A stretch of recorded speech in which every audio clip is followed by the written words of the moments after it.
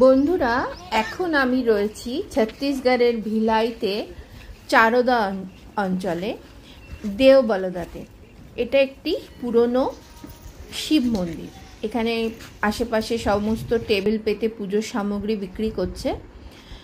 এটা একটি অতি প্রাচীন শিব মন্দির, প্রায় 500 বছরের উপরে এটার বয়স হয়েছে, পুরনো আর কি। তো আমি এসছি অ্যাকচুয়ালি ভিলাইতে আমার বন্ধুর ছেলের বিয়ের জন্য। তো তার মাঝখানে একটু সুযোগ পেয়ে গেলাম একটু দু একটা জায়গা ঘুরে নেওয়ার। তো সেই সুযোগ নষ্ট করি না, আমরা সাধারণত কাজে লাগাই। তো আমরা এসছি এই দেওবলদাতে ভিলাই থেকে।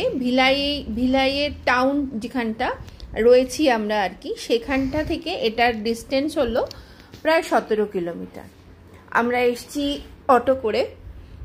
এটা একটা বেশ বড় একটা মন্দির, দেখতেই পাচ্ছ। আর এটার যে গল্প আছে বা এর হিস্ট্রি, সেটা তোমরা গুগলে গিয়ে সার্চ করলেই পেয়ে যাবে। দেওবলদা চারোদা লিখলেই গুগল স্যার তোমাদের পুরো গল্পটা বলে দেবে যে এখানে কি হয়েছিল। আমি তোমাদের এখন দেখাবো মন্দিরটা আমি যেভাবে দেখছি সেই রকম চাক্ষুষভাবে মন্দিরটা তোমাদের দেখানোর চেষ্টা করছি। তো প্রথমেই দেখো, এখানে নন্দী মহারাজ প্যাকিং হয়ে রয়েছে, তার মানে রিপেয়ারিং চলছে। আর সামনে রয়েছে অনেক জল, তার ওপর দিয়ে আমাদের হেঁটে আসতে হলো। তারপরে বেশ খাড়াই সিঁড়ি, মানে হামাগুড়ি দিয়ে উঠতে হয় আর কি, বেশ ভালো খাড়াই। আর জলটা আমার মনে হয় ওখানে কোনো পাইপের লিকেজ থেকে জলটা এসছে, সম্ভবত সবসময় জলটা মনে হয় থাকে না।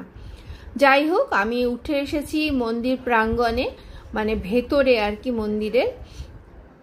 চলো ওই দিকটা কি আছে দেখি। ওদিকটা হলো বেশ বড় একটা কুণ্ড দেখা যাচ্ছে, যেখানে দেখো জলে ভর্তি হয়ে রয়েছে। আমার মনে হয় এখান থেকেই জল তুলে মহাদেবের মাথায় ঢালা হয়।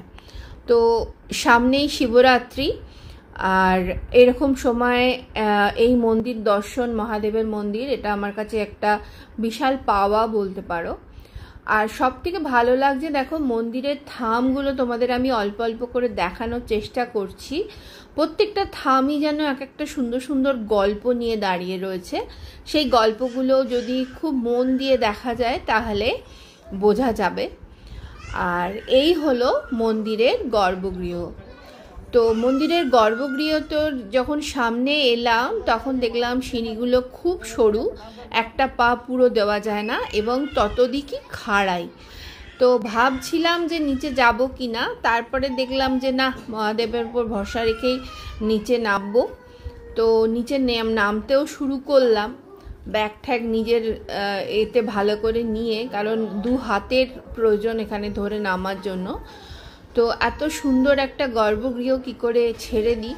তো যাই হোক, আমি নিচে নেমে এসেছি। চলো তোমাদের দেখাই মহাদেবের এটা শিবলিঙ্গটা দেখাই, তোমাদের ভালো লাগবে। আর বারবারই আমার মনে হচ্ছে সামনে শিবরাত্রি, তো আমার এটা একটা খুব ভালো লাগছে, একটা খুব ভালো ফিলিংস। দেখেছো শিবলিঙ্গতে সাধারণত আমরা একটা সাপ দেখি, এখানে 2টো রয়েছে। তো এখানে সবাই, শিবলিঙ্গটার হাইট হবে আমার যতদূর মনে হয় 1.5 ফুট মতো হবে, বেশ বড় হাইটটা। আর এখানে সবাই খুব সুন্দরভাবে পুজো করছে। মন্দিরের মানে চারপাশে যে তাক বানানো রয়েছে তাতে বজরংবলী, পার্বতী মা, আরও কিছু কিছু মূর্তি রয়েছে, এবং কোথায় নারকোল ভাঙা যাবে সেই সব ছবি। কারণ এই আমাদের ওয়েস্ট বেঙ্গলের বাইরে প্রায় সব জায়গায় নারকোল ভেঙে পুজো দেওয়ার একটা চল রয়েছে, আমি দেখেছি। তো আমরা সাধারণত সেটা করি না।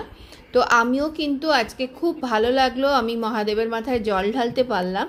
কারণ একজন বালতি করে জল নিয়ে এসেছিল, তাকে আমি বললাম যে একটু দেওয়া যাবে কি না।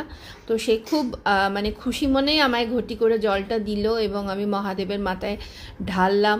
এটাও আমার একটা খুব বড় পাওয়া। তো এত প্রাচীন মন্দিরে মহাদেবের মাথায় জল ঢালা। তো বেশ কিছুক্ষণ আমরা এখানে রয়েছি, ভালো লাগছে, ঘুরে বেড়াচ্ছি। আর দেখো একজন ভদ্রলোক রয়েছেন যিনি সবাইকে হেল্প করছেন নিচে নামতে, এবং বেশিক্ষণ কাউকে ভেতরে থাকতে দিচ্ছে না, গর্ভগৃহের ভেতরে উপরে তুলে দিচ্ছেন। আর খুব সুন্দরভাবে কিন্তু থামগুলো আমি দেখছিলাম, আমার ভালো লাগছিল। আর দেখো এই যে সামনে বলছিলাম না জল, যেটা আমরা পেরিয়ে এসেছি, আরও কিছু মানুষ আসছে। এবং এখানে শিবরাত্রির দিন খুব ভিড় হয়। এখানে বাবার মাথায় জল ঢালার জন্য অনেকেই আসেন এর চারপাশে গ্রাম থেকে। আর মন্দিরের চারপাশেও কিন্তু হাতি, ঘোড়া, ভগবানের বিভিন্ন মূর্তি দিয়ে মন্দিরের চারপাশটা তৈরি এবং বিভিন্ন রকমের গল্প ফুটিয়ে তোলার চেষ্টা করা হয়েছে। তো এখানে কিছু নিয়ম কানুনও আছে যেগুলো লিখে দিয়েছে। আর বেশ ভালো লাগছে আমার এরকম এই মন্দিরে, এত প্রাচীন মন্দিরে এসে ভীষণ ভালো লাগছে। তো তোমাদের কীরকম লাগছে আমাকে জানাতে কিন্তু ভুলো না।